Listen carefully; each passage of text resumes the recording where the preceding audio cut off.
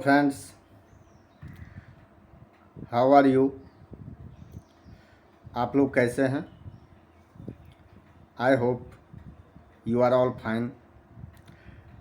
Dear friends,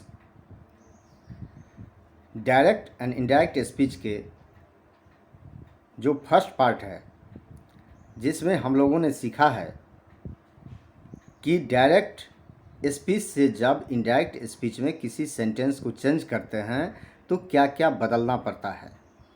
साथ ही हम लोगों ने सीखा है कि डायरेक्ट इनडायरेक्ट स्पीच क्या होता है, कब डायरेक्ट स्पीच का यूज करते हैं, कब इनडायरेक्ट स्पीच का यूज करते हैं, काइंड्स ऑफ सेंटेंसेज क्या होता है, पंक्चुएशन मार्क्स को कैसे हटाते हैं, रिपोर्टेड वर्ब को कैसे चेंज करते हैं।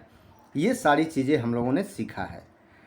और इस वीडियो में आज हम लोग सीखने जा रहे हैं कि अगर डायरेक्ट स्पीच में अगर कोई प्रोनाउन होता है, यानी कि कोई प्रोनाउन होता है या फिर कोई एडवर्ब वर्ड होता है या फिर टेंस जो होता है, तो उसको कैसे चेंज करते हैं।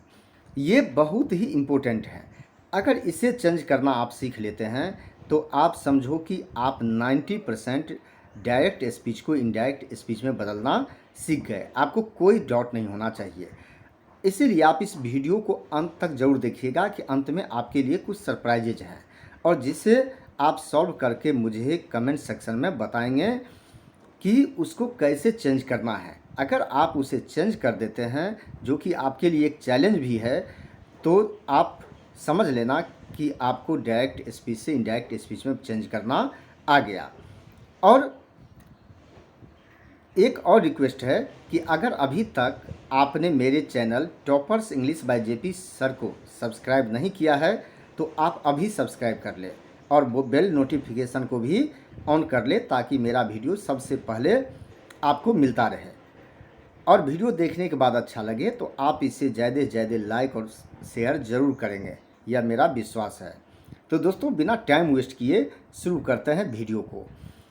दोस्तों, सबसे पहले बात करते हैं कि एडवर्ब ऑफ टाइम और प्लेस को कैसे चेंज करना है। आप नीचे सेंटेंस देखिए, he said I will call you tomorrow. इसमें आप पहले एडवर्ब को आइडेंटिफाई कीजिए। तो आप आइडेंटिफाई करेंगे तो इसमें टुमारो एडवर्ब ऑफ टाइम है। इसको देखिए, जब इनडायरेक्ट स्पीच में बदला गया है तो ही said that he would call me the next day. तो अब टुमारो किस में बदल गया?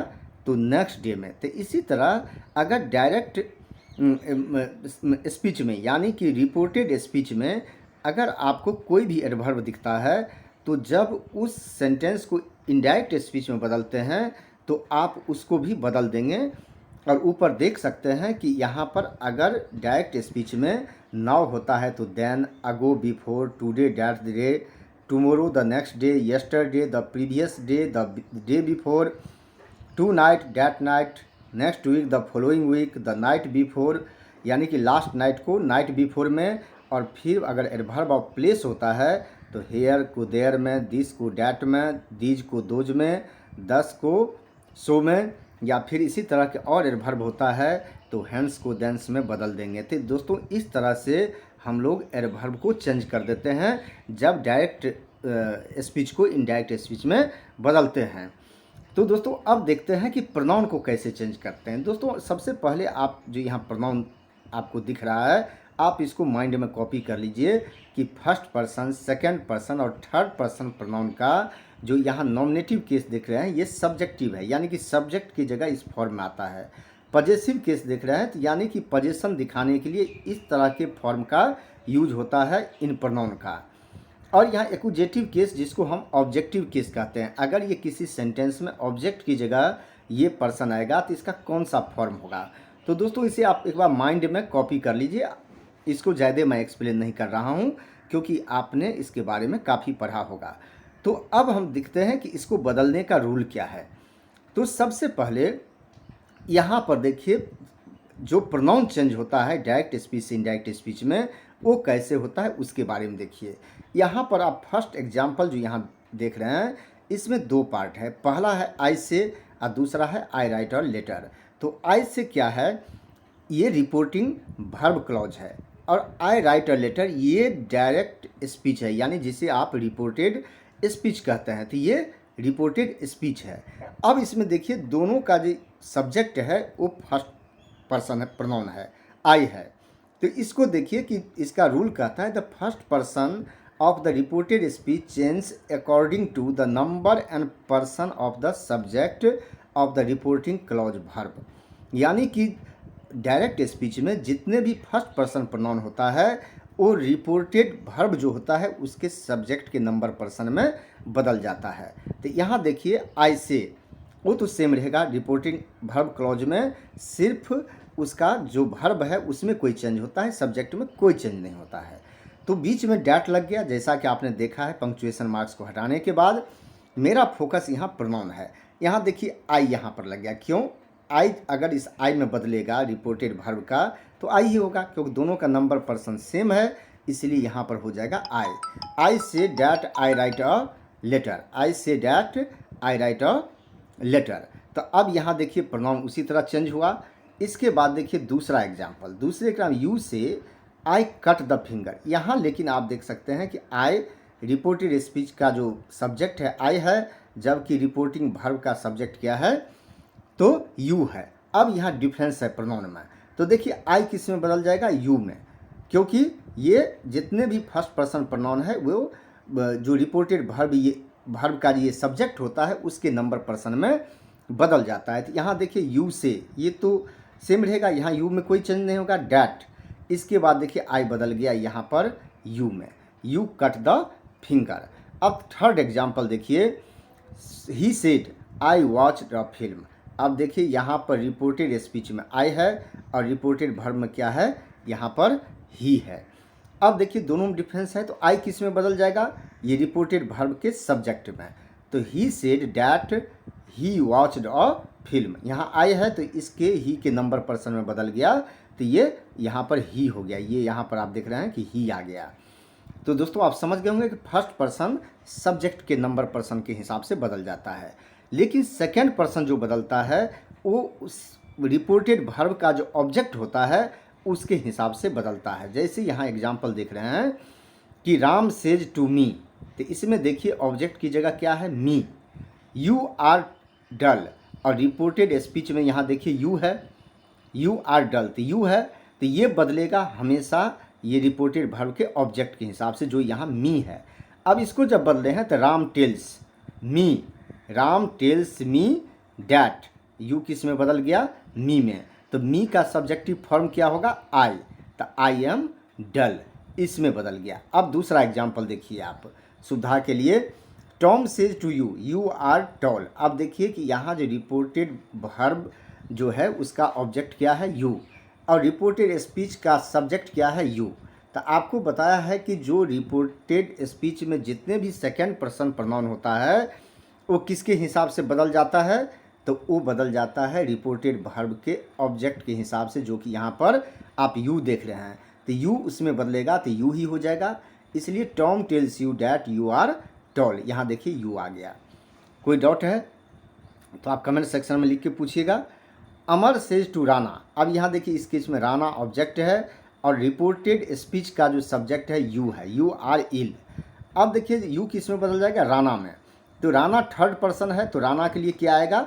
ही, क्योंकि यू बदल जाएगा ही में। Amar tells Rana that he is ill, आपने देखा कि ये बदल गया।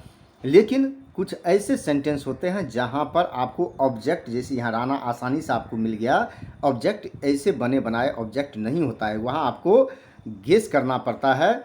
अगर कोई ऑब्जेक्ट नहीं है तो इस रूल को देखिए, note when object me you him her of the reporting verb is not clear, you in the indirect speech is generally changed into I and reporting verb is changed into told me, asked me। आपको देखिए यहाँ पर अब clear होगा। he said you like this, अब यहाँ पर said के बाद कोई ऑब्जेक्ट तो है नहीं यहाँ पर, तो अब इस you को कैसे बदलेंगे? रिपोर्टेड वर्ब, रिपोर्टेड स्पीच का जो सब्जेक्ट यू प्रोनाउन है इसको कैसे बदलेंगे? तो यहाँ पर हम लगा देंगे he told me, जैसे कि रूल में बताया गया है वहाँ पर टोल्ड मी आस्क मी में उसको बदल दीजिए, तो क्लियर हो गया कि यहाँ पर मी है। यानी कि यहाँ पर जहाँ नहीं है तो वहाँ समझ जाएंगे यहाँ फर्स्ट पर्सन है, तो यहाँ पर मी है। डैट, अब यू बदल जाएगा ऑब्जेक्ट के हिसाब से, तो यहाँ यू मी में बदल जाएगा तो क्या होगा, मी का सब्जेक्टिव फॉर्म क्या होगा, आई होगा, तो आई में बदल जाएगा। अब थर्ड पर्सन प्रोनाउन को जब चेंज करते हैं तो रिपोर्टेड स्पीच में आपको जितने भी थर्ड पर्सन प्रोनाउन होता है उसमें कोई चेंज नहीं होता है। अब एग्जांपल देखिए, he says he has lost his pen, जब इसको इंडायरेक्ट में बदले हैं तो he says that he has lost his pen, यानी कि प्रोनाउन में कोई चेंज नहीं होता है। अगर रिपोर्टेड स्पीच में जितने भी थर्ड पर्सन है, ही सी इट दे, तो उसमें कोई चेंज नहीं होगा। दूसरा एग्जांपल देखिए, he says she is there, आई इसका इंडायरेक्ट स्पीच देखिए, he says that she is there, she का सी ही रह गया। तो दोस्तों आप देख लिए कि इस तरह से ये 3 गोल्डन रूल है प्रोनाउन को चेंज करने का, जो कि काफ़ी शॉर्ट में आपने देखा है। अब ये देखिए कि जब टेंस को कैसे बदलते हैं, ये एक बहुत महत्वपूर्ण चीज़ है। तो टेंस भी उसी तरह आपको 3 गोल्डन रूल हैं, जिस रूल के हिसाब से आप बदल सकते हैं। देखिए पहला सिचुएशन क्या हो सकता है कि रिपोर्टेड वर्ब जो है वो प्रेजेंट टेंस में हो सकता है। जैसे यहाँ देख सकते हैं, he says I will kick you, उसमें सेज की का कौन सा टेंस है, प्रेजेंट टेंस है। तो अगर रिपोर्टेड वर्ब यानी कि रिपोर्टिंग वर्ब प्रेजेंट टेंस में होता है तो ये जो रिपोर्टेड स्पीच का टेंस होता है इसमें कोई चेंज नहीं होता है। इसलिए ही says that he will kick him, देखिए विल में कोई चेंज नहीं हुआ, टेंस सेम रह गया। दूसरा एग्जाम्पल देखिए, ही विल से आई हैव ईटन पडिंग, अब he will say that he has eaten pudding, कोई चेंज हुआ नहीं हुआ। हैज़ इसलिए लग गया कि यहाँ सब्जेक्ट ही है, क्योंकि आई बदल गया ही में, तो इसलिए यहाँ पर टेंस देखिए हैज़ रह गया, क्योंकि यहाँ पर ये जो देख रहे हैं यहाँ पर जो रिपोर्टेड वर्ब है वो क्या है, तो प्रेजेंट टेंस में है, इसलिए कोई चेंज नहीं हुआ।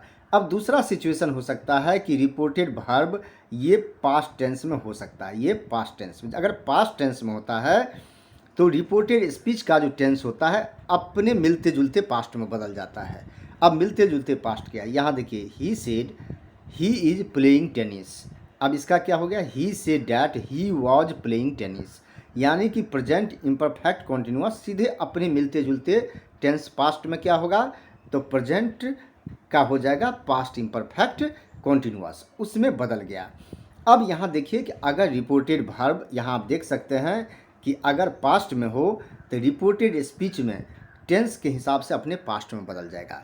आई विल राइट अ लेटर की जगह अगर होगा आई राइट अ लेटर तो ये बदल जाएगा he wrote a letter, simple past में। एम राइटिंग बदल जाएगा वॉज राइटिंग में, हैव रिटन बदल जाएगा हैड रिटन में, हैव बीन राइटिंग बदल जाएगा हैड बीन राइटिंग में। अब सिंपल पास्ट देखिए, सिंपल पास्ट में एक थोड़ा चेंज है कि सिंपल पास्ट टेंस जो यहाँ रोट देख रहे हैं ये बदल जाएगा हैड रिटन में। अब इसका रीजन देखिए, simple past change into past perfect, अगर ये रिपोर्टेड वर्ब सिंपल पास्ट में है और रिपोर्टेड स्पीच मान लीजिए कि सिंपल पास्ट में ही है, जैसे he said simple past, I wrote a letter ये भी है किसमें, सिंपल पास्ट टेंस में। तो जब दोनों सिंपल पास्ट में रहे तो रिपोर्टेड स्पीच का जो वर्ब होता है वो बदल जाता है पास्ट परफेक्ट में। अब देखिए क्या हो गया, he said that he had written a letter, ये आप देख रहे हैं कि बदल गया। अब दूसरा एग्जांपल देखिए, अगर पास्ट टेंस में रिपोर्टेड वर्ब हो और रिपोर्टेड स्पीच हो पास्ट इम्परफेक्ट टेंस में, तो ये बदल जाता है पास्ट परफेक्ट में। जैसे कि यहाँ देखिए, he said that he had written he was writing a letter, यहाँ थोड़ा मिस्टेक है, यहाँ होगा कि he said that he had been writing a letter, इसको हैड रिटन को आप समझ लीजिएगा हैड बीन राइटिंग, यानी कि ये बदल जाता है किसमें, ये पास्ट इम्परफेक्ट कॉन्टिन्यूअस बदल जाता है पास्ट परफेक्ट कॉन्टिन्यूअस में, इस टेंस में बदल जाता है। अब इसके बाद देखिए पास्ट परफेक्ट टेंस अगर है तो यहाँ पर देखिए हैड रिटन, तो इसमें कोई चेंज नहीं होगा। अगर यहाँ पे पास्ट परफेक्ट कॉन्टिन्यूअस है हैड बीन डायरेक्ट स्पीच में, तो इनडायरेक्ट स्पीच में भी कोई चेंज नहीं होगा। अगर फ्यूचर का या कोई दूसरे मॉडल ऑक्सिलरी होता है तो वो कॉरस्पॉन्डिंग पास्ट में बदल जाता है, जैसे यहाँ देख सकते हैं विल वुड में, शैल शुड में, कैन कुड में, मे माइट में बदल जाएगा। तो दोस्तों इस तरह से ये चेंज होता है। इसके अलावा आपको मैं अब एक यूनिक रूल बताने जा रहा हूँ कि ये रिपोर्टेड वर्ब पास्ट में हो सकता है लेकिन रिपोर्टेड स्पीच अगर यूनिवर्सल ट्रूथ है या हैबिचुअल फैक्ट है तो उसमें कोई चेंज नहीं होता है। देखिए यहाँ the earth moves around the sun, ये क्या है? यूनिवर्सल ट्रूथ है। इसलिए we said that the earth moves around the sun. यहाँ रिपोर्टेड भर पास्ट में है, फिर भी उसमें चेंज नहीं हुआ। अगर उसको आप चेंज कर देते हैं तो मीनिंग उल्टा हो जाएगा। उल्टा ये हो जाएगा कि इसका मतलब है कि पहले घूमती थी लेकिन अब अर्थ नहीं घूमती है। इसके अलावा देखिए habitual fact, I said I always walk in the morning. Reported verb said है और reported speech I always walk in the morning, ये किसी का हैबिट दिखा रहा है, तो इस केस में भी ये नहीं बदलेगा। I said that I always walk in the morning, देखिए ये पास्ट में है तो भी इसमें कोई चेंज नहीं हुआ है क्योंकि ये किसी का हैबिट दिखा रहा है। तो दोस्तों यूनिवर्सल ट्रूथ जो होता है, हैबिचुअल फैक्ट होता है, इसको हम नहीं बदलते हैं। अब आपके बाद 3 क्वेश्चन यहाँ पे स्क्रीन पर ये देख रहे हैं, ये तीनों को सॉल्व करके आप मुझे कमेंट सेक्शन में बताइएगा। दोस्तों यह वीडियो देखने के लिए आपको बहुत बहुत धन्यवाद, और आप वीडियो को ज़्यादा से ज़्यादा लाइक और शेयर ज़रूर कीजिएगा। Thank you.